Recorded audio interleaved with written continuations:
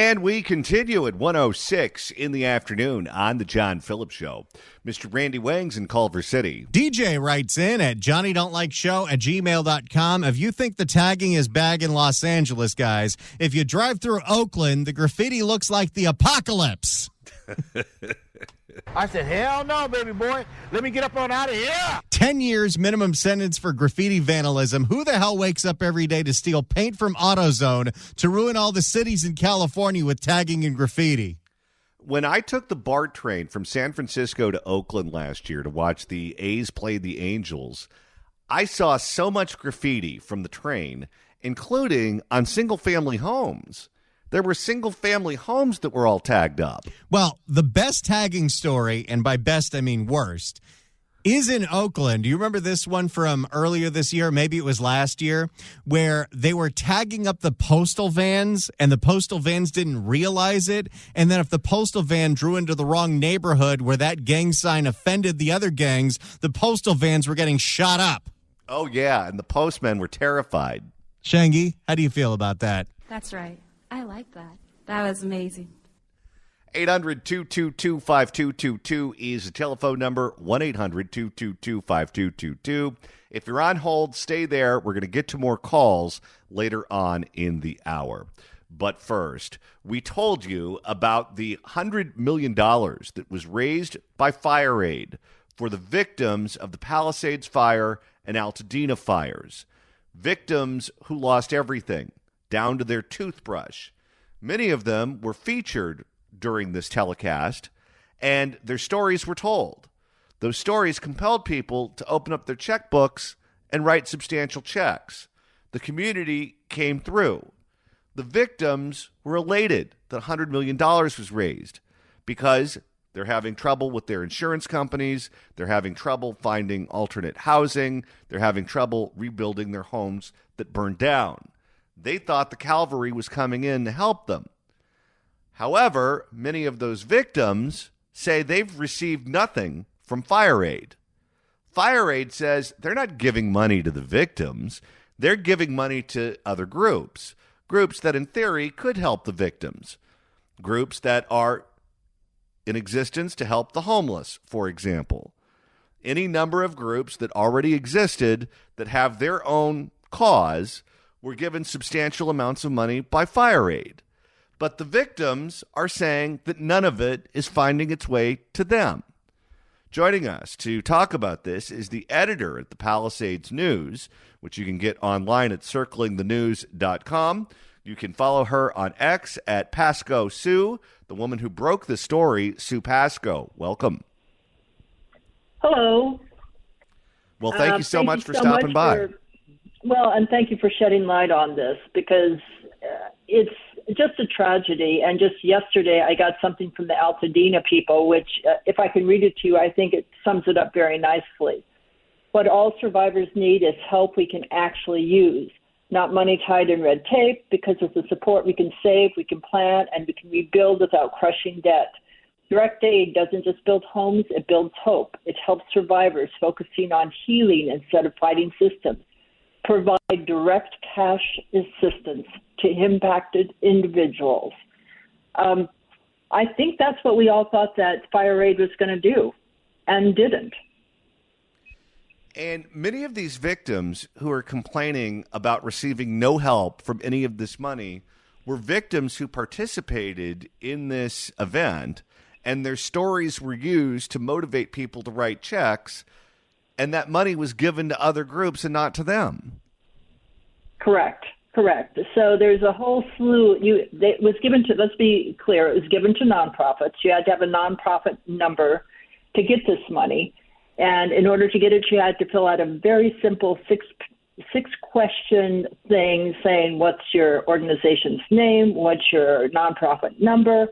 What do you do? And where are you based? And that was it.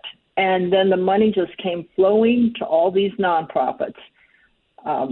There was one nonprofit that's supposed to help clean preschool bathrooms. Okay, that's probably a really good nonprofit. I'm not saying that any of these nonprofits are bad, but it's like the money was supposed to go to the victims. And who was ever in charge of figuring this out, why they didn't give it to the victims, it just baffles me. We went through the list of the groups that receive money from Fire Aid, and many of them were exactly like the one that you just described.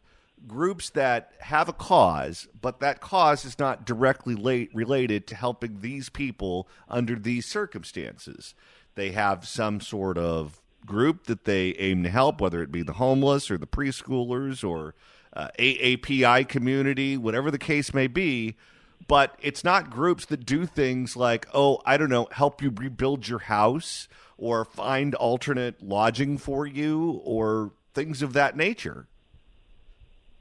Exactly. And it all really sounds good. I have to say that because I was looking just the other day at all the groups that got money that give food.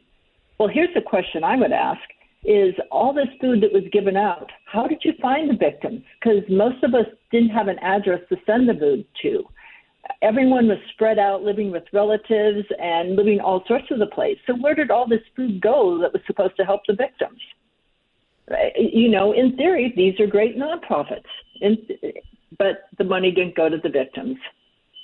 Well, a lot of people, from what I understand, based on reporting that I've read, ended up in places like Orange County. They ended up in places like Palm Springs. They ended up in cities that were not Los Angeles, whether it be Santa Monica, Malibu, whatever, neighboring communities. So they're not even physically there anymore. So if you're in charge of doing things like handing out food or dealing with the homeless or whatever, then you're not going to help any of those people. They're not there to be helped. Correct. I've got limited resources. So I send out a little questionnaire to 20 of the people that supposedly 20 nonprofits got money. And one of the questions is I asked them, how are you helping the victims? And I only got 2 responses. One told me to take them off their mailing list. And the second one was really sweet, but admitted that they hadn't helped any of the Palisades victims. And this is the reaction that everyone's getting. When the victims are asking, where do I get my money? The answer is crickets. When reporters are calling these groups, asking them what's going on, they get no response. And then we're being told that we're conspiracy theorists if we think that the money is being stolen. And the fact checkers are saying, oh, that's not true. The money wasn't stolen. The money wasn't taken and given to other groups that have nothing to do with the fire victims. That's not true. They're being helped. And it's like they're living in an alternate reality. Right. I mean, I think that the end point of this whole thing is, okay, if someone's going to give you money, you're going to take it. And that's what happened with the nonprofits. But it has to go back to whoever set this up. Who decided that giving to nonprofits would help the victims when there are organizations like the Red Cross that actually did go in and give money to individuals? They were great. They gave 2 rounds of money to everyone in Palisades and Altadena who lost a home, and they were able to track it. So why couldn't the people who decided nonprofits were the way to go also not determine how to give money directly to the individuals? Correct me if I'm wrong, but I'm looking at this right now and I'm saying to myself, okay, if you're a homeowner in the Pacific Palisades, you're someone with a little money in your pocket. You're someone who's done some right things in your life. However, you probably didn't plan on something this catastrophic happening. Very few people have the resources to rebuild in the bank and ready to go and available. So I would assume. Right, and can I just stop you 1 second, because everyone just assumes that the Pacific Palisades is the ultra uber wealthy place to be. No. Granted, no. We have the stars that of course have a lot of money and some financiers that have a lot of money, but we have a whole 25% of the population are seniors. So there's no income coming in there anymore. We had probably about 1,000 units that were low rental. We had 3 mobile home parks, and those are not high rental places with a lot of money coming in. Most of the people in those mobile home parks are not going to be able to replace their mobile home because insurance doesn't cover them. So, and then we had all these people under rent control in the Palisades that no one talks about. They've lost everything too. So, sorry to interrupt, but I think it's important that people realize it's a really mixed community up there, and most people don't have the money to rebuild, and they're just hoping that maybe with insurance they'll be able to do it. Yeah, and it's one of those areas where you could be a firefighter married to a flight attendant and bought a house a long time ago, and you bought it when the property values were much lower than they are now, and now you're retired and you have to put your life back together. But I would imagine that the immediate problems right now that many of these people are facing are you now have to go rent a house, or you have to rent an apartment or buy a house or rent a hotel or whatever right now. Or live with relatives, or yeah, exactly. And you do not have the luxury of having all the time in the world to wait for a bargain. And we live in a state that has a very high cost of housing, and you're being put in that market along with everyone else in your community at the worst possible time. Then, 23,000 people trying to find a place to live at one time in the Palisades. And then you have the insurance. And then you have the insurance companies who appear to be dragging their feet on just about everything, and they only write you a check and give you what is owed to you if they absolutely are forced to. So that's a fight and a process that's not going to be resolved for quite some time. The insurance company has all the time in the world, but if you're trying to rebuild and you're trying to lock down a contractor and you're trying to take all of the steps that are needed to rebuild your home, you need that cash now so you can start signing these deals and you can get this show on the road. But if the insurance company doesn't give you the money, if you don't have it, good luck locking down a contractor so you can start the process. In either one of those cases, though, the same thing is true, which is an immediate, infusion of cash is what's needed to solve the problem. Not food banks, not new bathrooms at the preschools, none of that other stuff, but money in their bank accounts. Not mental health, give us a place to live, and we don't need the mental health help. Thank you. Right. But the cash is what's needed. Correct. Just even an influx of cash, people could sign contracts possibly to start the building process.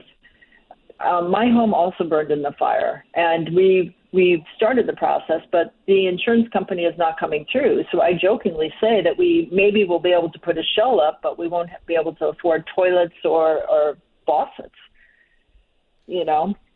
The politics of this is interesting, too, because as we discussed, many of the residents of Pacific Palisades have moved out of the city of Los Angeles, whether it be to another city in L.A. County, another county in California, or another state altogether. When you do that, you no longer vote in Los Angeles. You vote where you currently live. So the people who are most impacted by these fires and by the city's response to the fires will not have a voice when it comes to deciding who will be on the council, deciding who will be the next mayor of Los Angeles, all of those sorts of things. Do you think that as a result of that has in part played a role in you guys being ignored by the city? Immediately after the fire, someone found out that our voting registration had been changed to where we moved. And I put out sort of a story saying, hey, go to the county and tell them you don't want your voting changed. So we'll see if enough people did that. But you're right. The voting is now changed to wherever they're living. And that will make an impact. We have a very good councilwoman on the west side, Tracy Park, who's really wonderful. But she's only one in the city council that I fear that many of them don't have a light for Pacific Palisades residents. What response? So it could be a battle. What response have you been getting from, let's say, the Attorney General of California, Rob Bonta, or the District Attorney, Nathan Hochman, people who have the ability to look at the books and to see where that money is going, to make sure that everything is legal and everything is the law is being obeyed here? I know that Gavin Newsom sent his press team out to say, hey, the state of California doesn't operate this fund. We have nothing to do with it. Don't blame us. Right. in one of my stories that I did, I urged all the readers to, because someone who's involved with nonprofits pointed out there are a few fallacies in this one that should be investigated.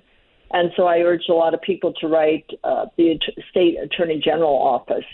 And nothing happened there. And then he was queried recently, and he said, well, if people come to me, I can look into it. But I really think he's busy doing lawsuits against the federal government rather than looking into this one.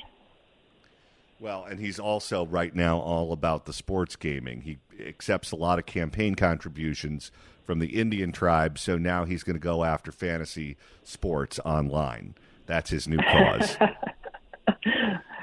Well, good. Let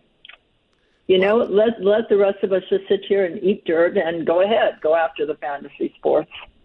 It's beyond my ability to comprehend how, if that's your job and you see how these people are being mistreated, and this is just one example, the fire aid, but it's emblematic of basically what's happened since these fires started.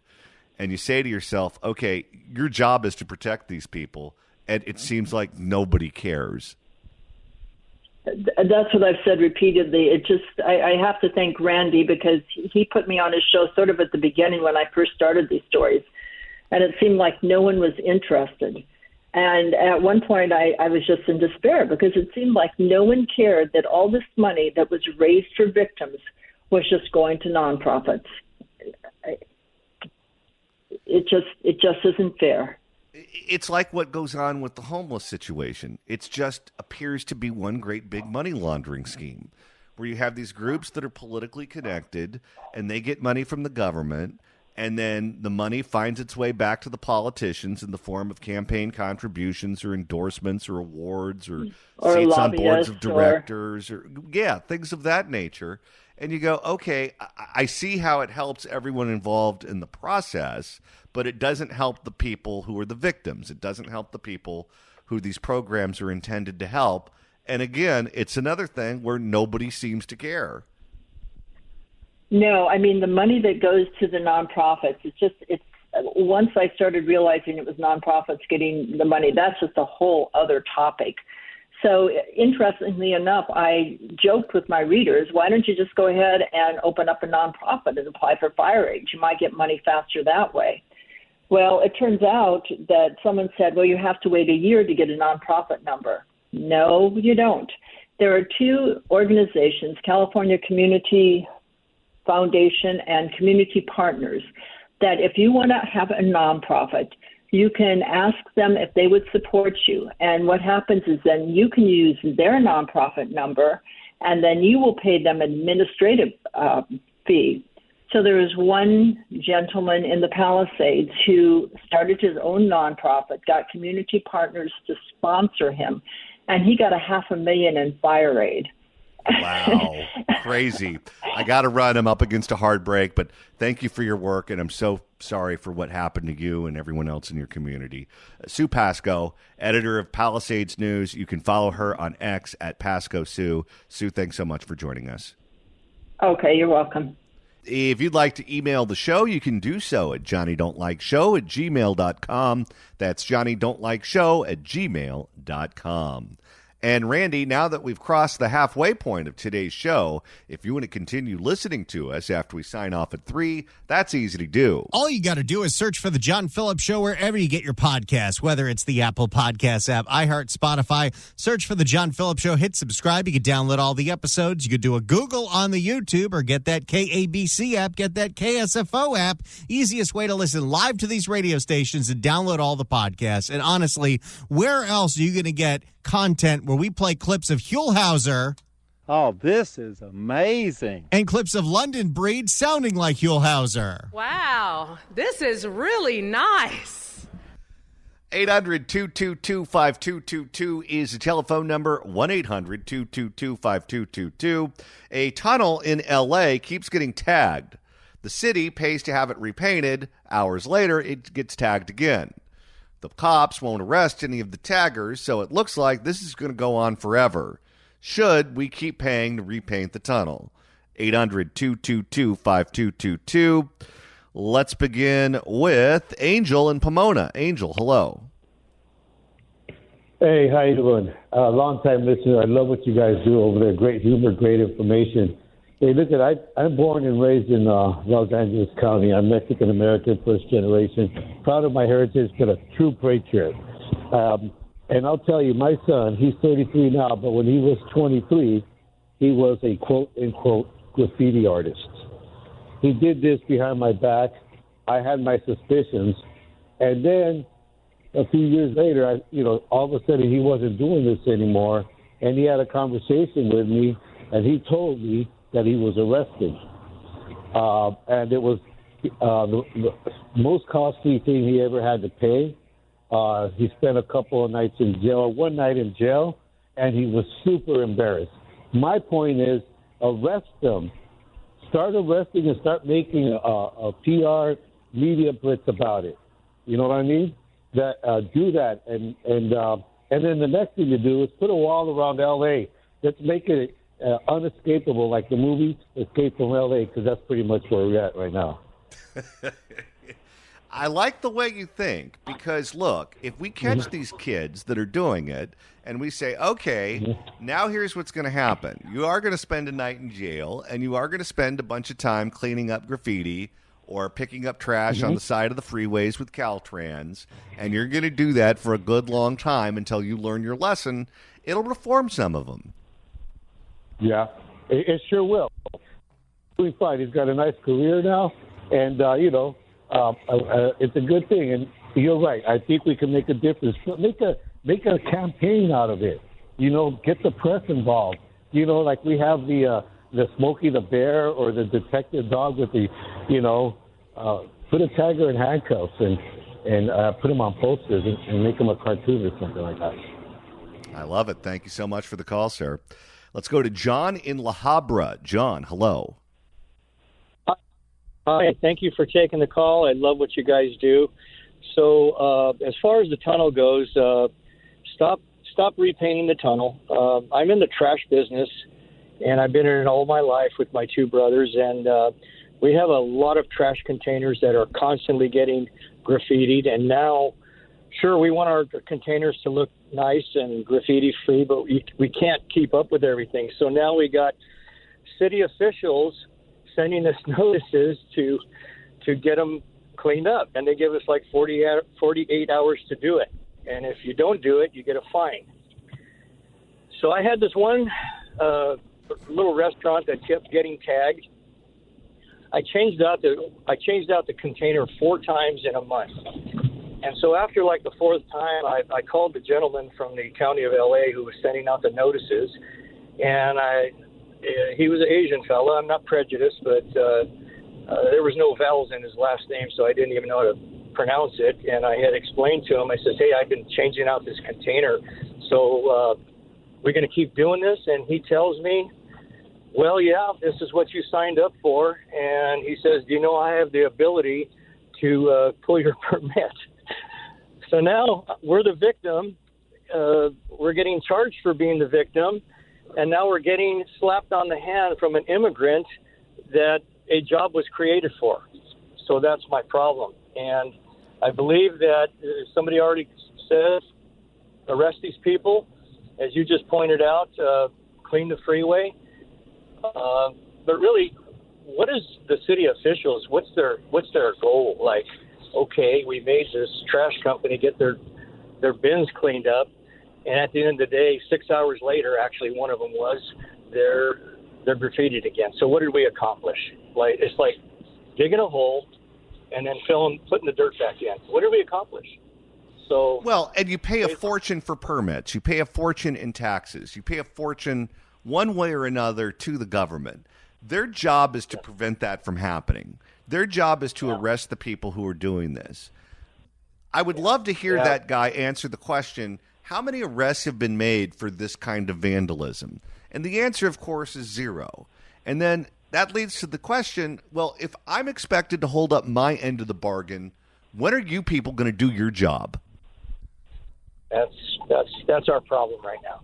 And you've got people on the city council that, they make fun of wire theft and the catalytic converter theft, and they don't realize how much money people put out to get all that stuff replaced. And this, I know trash containers sounds like a little petty thing, but you know, when I switch out a trash container just for graffiti, by the time I'm done, it's about $150, $160, and you times that 100 per month, it adds up. And we're talking about money that we don't even have anymore. So, the problem starts at the top with the government, and I just don't think Bass or Newsom is going to do anything to help small businesses like myself with these types of problems. And if they want to go ahead and at least pay for the paint, water-based paint has gone up from $19 a gallon to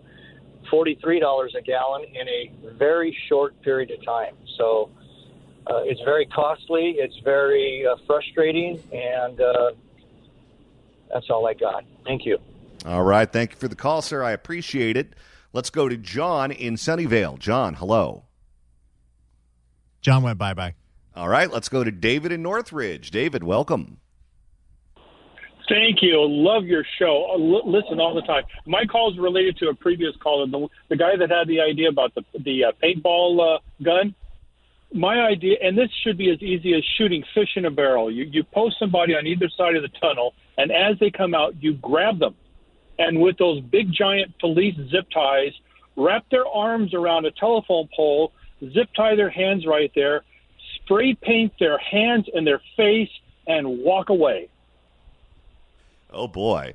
Well, they're going to look odd clocking in at the plant the next day.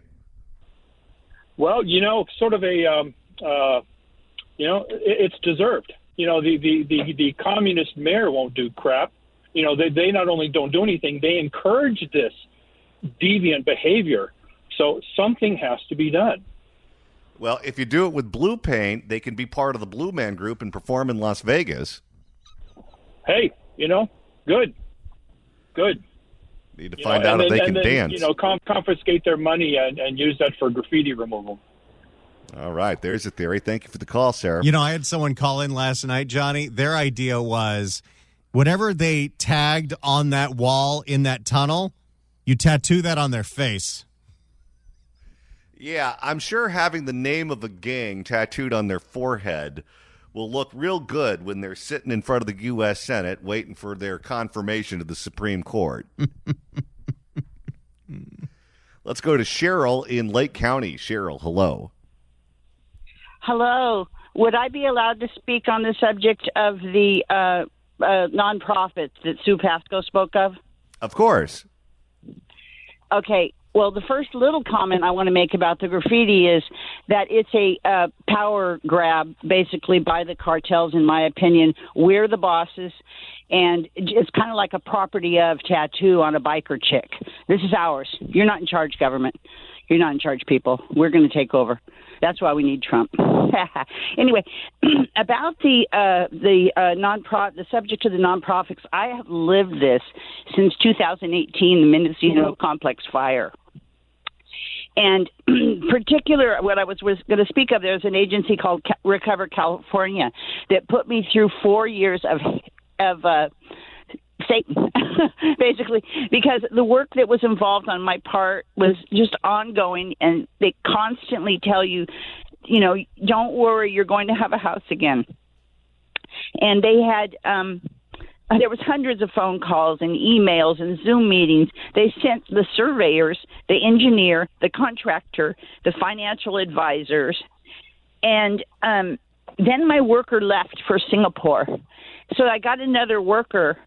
And then after all this time, they said I didn't qualify. After they had me twice pick out every single, the mobile home that I was to get, which tile, which cabinets, which it was so exciting.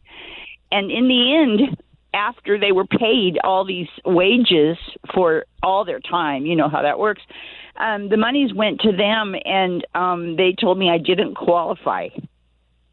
And they were so encouraging all along. They were, oh, Cheryl, you're going to get, a house again. And here I sit on my land, in a shack, And luckily, in my county, Lake County, the code enforcement kind of is looking the other way because they know they were right there with me. How's it going? And so this is. I really think that maybe we should go to Rob Banta because I really did want to do some sort of litigation. I feel like how dare they take these people who have been victimized by fire and traumatized. Excuse me being sentimental here, and traumatize us again while they rake in the monies from this huge nonprofit budget. Well, I think they are using you as the excuse to pass money along to their buddies, and some of that money finds its way back to them. Well, I wanted to say one little thing, though, that they told me, we approved a 92-year-old woman. Now, she has to live 5 years because each year it goes down a little bit. And so they did give a 92-year-old woman so that when she passed, probably prior to the 5 years, her heirs would end up paying a lot of money back to the program. Well, it's a mess, and the fact that they haven't been able to figure it out to help all of these people who are in danger or who went through all of that, what you just described and more, is shocking to me because we live in one of the richest states in the country, if not the richest state in the country. We are home to Silicon Valley. We have some of the best tech minds in the world, and we can't figure out how to get money to the people who need it. We have to give it to some third party that has a mission statement that is in no way related to the crisis at hand. And we're just supposed to accept that and say, okay, well, maybe some of it will trickle down to the people who need it. But until then, they can figure it out on their own. I don't understand how that's acceptable. I don't. In those days, the FEMA grant for people who weren't insured was $34,000, and now it's up around $40,000, I believe. And of course, it's not enough to rebuild. But after 4 years, they came back and said, "Give us the $32,000." I had made outbuildings. I had, put up. It's a 40-acre parcel, and I had done all kinds of garage, carport things, and waiting for the home, and I still wait. All right, thank you for the call, and I'm sorry you went through that. We're out of time, but thank you for the call. 800-222-5222 is the telephone number. 1-800-222-5222. If we don't get to your call this segment, we're going right back to the phones right after the news, so stick with us, and we'll give you an opportunity to say your piece. Let's go to Mary in Mar Vista. Mary, hello. Hi. I just drove through the Palisades, and there's no building going on, contrary to what Bass may say. I mean, there's not. I drove the whole thing all up and down the streets, and there's only 5 wood frame houses that are just all in the same state, and looks like they were all just thrown up for a photo op. And were there a bunch of work trucks there? Did it look like there were a bunch of people there, or was it basically empty? A ton of people, and it was quiet, which was very striking because no work site with construction is quiet. And no, there weren't a bunch of work trucks. No. And it was really weird. There were a couple big spray-painted banners. One good use of graffiti, it said, "Fire Karen Bass." Huge. On a fence, but no, there's nothing going on there. That's just baloney.